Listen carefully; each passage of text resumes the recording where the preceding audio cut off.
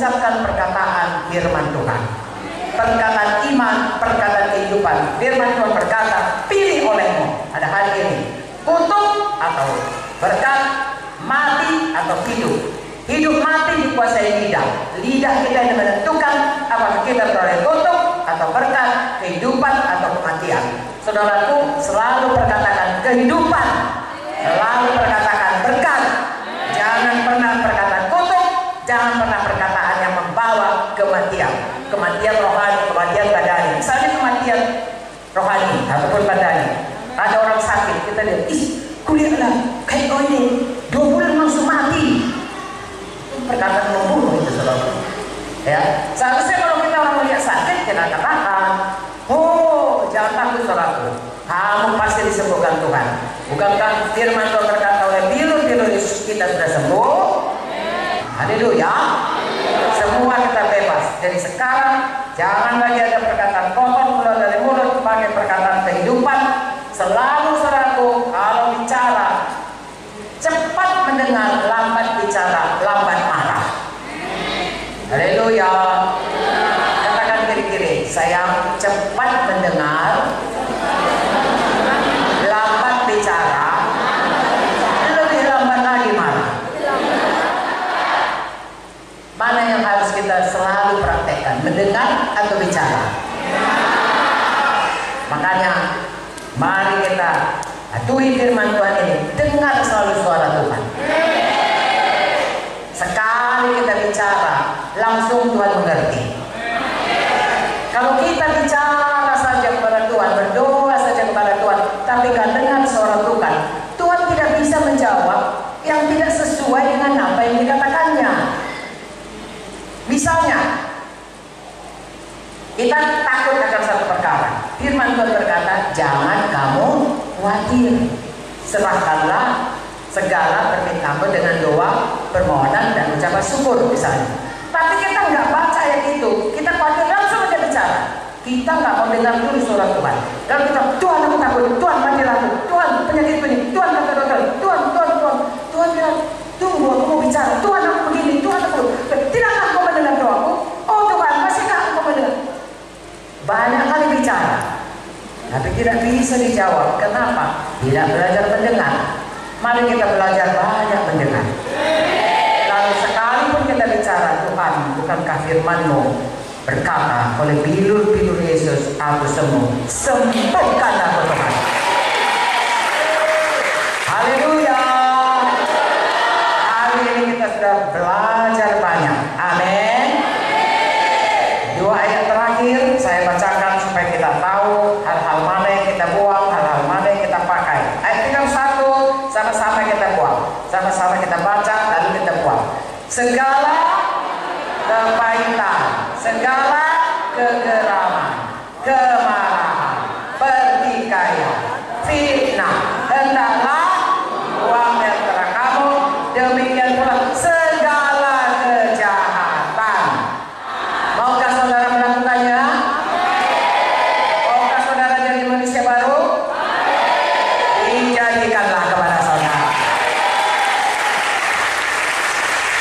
Tidak berhenti buang. Selanjutnya kita kerjakan. Ayat 32, kuat-kuat. Tetapi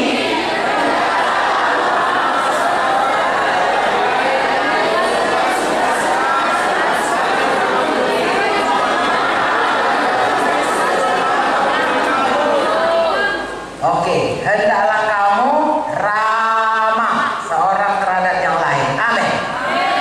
Kalau selama ini tidak mengampuni, hari ini praktekkan mengampuni. Ini firman Tuhan. Haleluya. Sebagaimana Kristus telah mengampuni kamu. Kita percaya Kristus mengampuni kita. Kita pun dapat lagi mengampuni semua orang. Ini sedikit contoh daripada bagaimana dipulihkan menjadi segambar dengan Tuhan Yesus. Manusia baru itu akan mencerminkan hidup Tuhan Yesus, gambaran Tuhan Yesus. Amin. Tuhan Yesus nggak pernah bohong. Amin.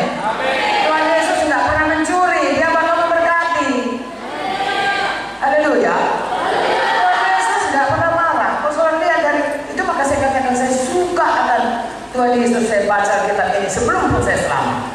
Gak ada nampak Tuhan Yesus marah. Orang berbuat jahat kepada dia, orang mau menjatuhkan dia dari tebing, semua dia marah pada waktu orang berjualan di gereja. Dia marah karena Tuhan, bukan karena dirinya. Dia marah pada waktu orang Farisi dekil, ada orang sakit. Gimana ini? Kalau hari Sabat bisa disembuhkan, diam aja orang itu. Siap untuk mau menerkam Tuhan Yesus. Kalau disembuhkannya, kita adili dia, menyembuhkan orang, bekerja pada hari Sabat. Jahat hati orang itu. Dia tidak punya belas kasihan kepada orang sakit, hanya mau melihara peraturan demi peraturan untuk menjebak Tuhan Yesus.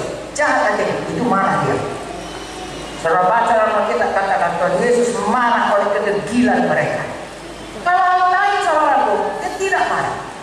Orang saudaraku yang berbuat jahat, yang mau dilempari batu pun dia kata, jangan lagi berdosa. Orang yang tidak tahu siapa dia sudah menyembuhkan dia tidak marah. Udah pun disembuhkan, dia tidak berkata demikian. Bahkan orang yang waktu dia datang ke Yerusalem semua berteriak Hosana, Hosana. Besok dia orang yang berteriak Hosana, Hosana besok berkata salibkan dia. Itu pun dia tidak marah. Ampunilah mereka Tuhan, mereka tidak tahu apa yang dikerjakannya. Jadi mari kita seperti Tuhan Yesus. Bukan berarti kompromi dengan dosanya, tidak. Tetapi kita mengasihi dalam kebenaran, ya. Dan kita berpegang pada kebenaran, tapi tetap dalam jalan kasih. Itulah yang harus kita praktekkan, saudara dan saya belajar seumur hidup, sehingga setiap hari kita lebih memancarkan. Coba ya, kalau misalnya cermin itu, ya, digambarkannya saya, lalu cermin itu kotor, atau cermin itu retak. Coba pernah lihat gambaran di misalnya di tempat pertunjukan, kalau cermin retak kan orang nampaknya begini, kepalanya ke sana, kepalanya kemari, gara-gara cermin retak, rusak gambaran itu. Begitulah hidup kita kalau kita tidak kembali dipulihkan menjadi seperti Yesus. Dosa kita itu merusak gambaran Tuhan dalam hidup kita. Apalagi kalau kita mengatakan saya orang Kristen, tapi gambaran Tuhan yang rusak itu kita pertunjukkan setiap hari. Saya mohon